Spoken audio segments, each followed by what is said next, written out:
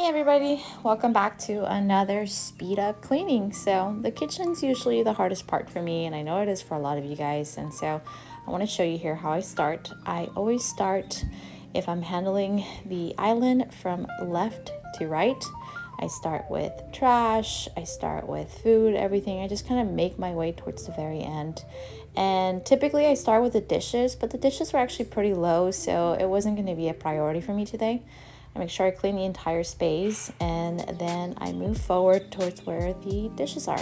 Now with the dishes, it's pretty simple. I just make sure that I unload everything. Everything has a home. I don't have to figure out where it goes. So it's pretty straightforward. And once that is done, then I load up anything that might be on the sink, unless it's stuff like pots and pans, which I do those by hand.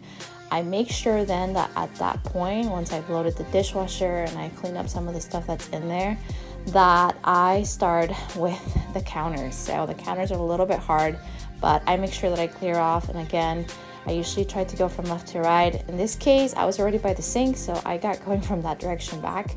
And then I get down to cleaning supplies. I put everything away, I wipe all the counters, and then I make sure that everything is in the trash.